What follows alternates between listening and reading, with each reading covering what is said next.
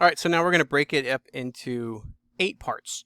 So we're going to do a left and a right, both L8 and R8. So we'll do the left on the left, right on the right. So this will be our L8, and this will be our R8. So that means we're going to have 8 subintervals and 8 subintervals on each one. So let's partition it from 0 to 4. And then if we did what we did before, which is just to put 4 lines on there, 3 lines, and we make 4, all you have to do is cut those in half as well. So if you have 8, just put down 4, and then put down 4 more in between. And so now we have 1, 2, 3, 4, 5, 6, 7, 8 subintervals. Now with left, all you have to do is think about our first one. So if you focus on just that first one, you have a left endpoint and a right endpoint. And we're using the left. So all you have to do is think about starting at the left and just working your way across. Like that.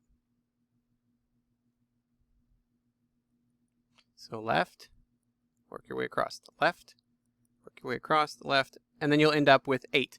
You should have 8 subintervals, 8 partitions. So 1, 2, 3, 4, 5, 6, 7, 8. That's what we need. So now we can find the area of each. So our first rectangle, I'm not going to draw them all out, would be a height of 1 and a width of 0.5. So 0.5 times 1 plus, and then it'd be 0.5 times 1.5.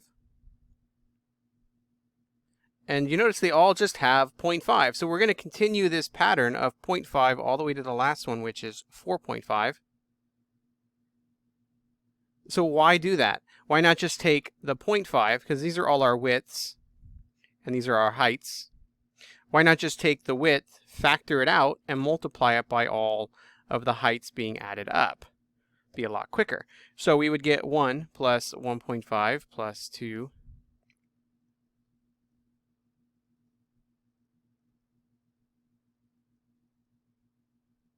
and then we make sure we have them all. So 1, 2, 3, 4, 5, 6, 7, 8. And then if we add all those up, we get 22 times 0.5, which is, oops, I was going to say half of 22 is 11. So our approximation there is 11.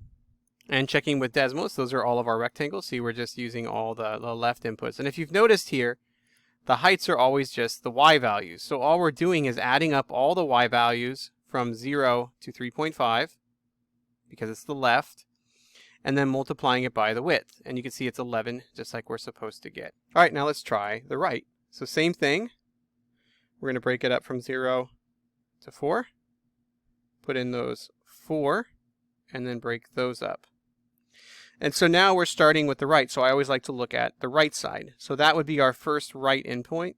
So we move across, and then the same thing. Just keep going all the way across.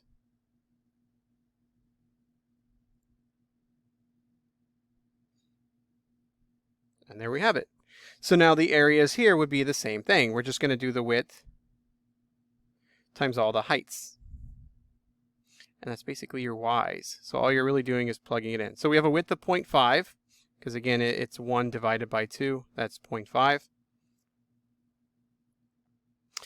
And you could just think about it as a midpoint when we're looking at each one the same way. So 1 and 0 right in the middle would be 0.5. So 1 plus 0 divided by 2 is 0.5 for each of those values. It's not the midpoint though.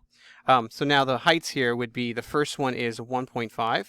But what I like to do is for the right, we start at the right. So the right is 5, and then we work our way down. And all we're doing is really writing in 8 numbers. So 1, 2, 3, 4, 5, 6, 7, 8. And that last one should be 1.5 right there. Perfect. So now if we add these up, we get 26. And so half of that is 13. So again, overestimate a 13, underestimate of 11. And so why don't we just find the actual? Because what we can do is just use normal geometry. So you have your line there. We have our first partition right to there. And we have our x-axis. And since we're going from 0 to 4, we know our width is 4. And if you look at it, what it is two shapes from geometry, one triangle and one rectangle. That's a height of 1. That's a height of 4. So obviously not to scale. And that's 4. So the area of that triangle is base times height cut in half. So 16 divided by 2 is 8. And then that one's length times width.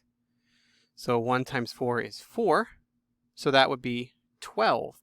So the actual is 12, which makes sense. We underestimated at 11, overestimated at 13. So the actual is 12. How close to our estimates? They're not bad. They're not good. They're not bad. So how would you get a better estimate? More rectangles. Exactly. So if we come over here and I put in a lot more rectangles, look at that estimate.